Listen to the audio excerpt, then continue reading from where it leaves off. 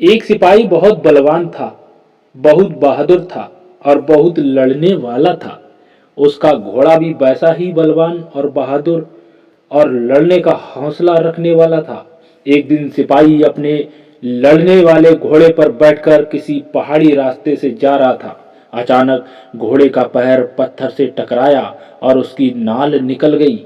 नाल निकल जाने से घोड़ा को बहुत कष्ट हुआ और वह लंगड़ा कर चलने लगा। सिपाही ने घोड़े को कष्ट में देखा तो वह चिंता में पड़ गया।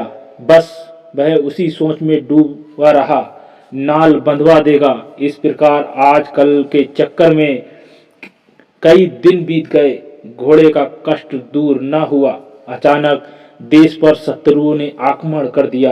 राजा की ओर से सिपाही को आज्ञा मिली, बस चल फौरन पर। अब सिपाही क्या करता, इतना समय ही कहाँ था कि जो घोड़े के पैर में नाल बंधवा पाता, परंतु लड़ाई पर तो जाना ही था।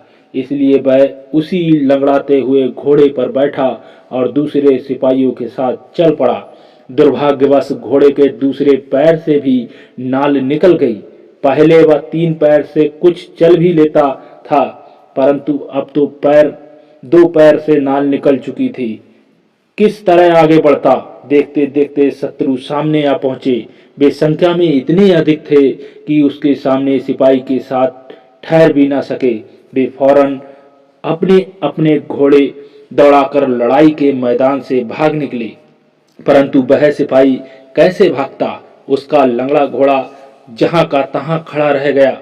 सिपाही ने दुख से हाथ मलते हुए कहा, यदि मैं आज कल के चक्कर में ना पड़ा रहता और उसी दिन अपने घोड़े के पैरों में नाल बंधवा लिया होता तो आज विपत्ति में नहीं फंसता। इसलिए कहते हैं, जो कल करो सो आज करना।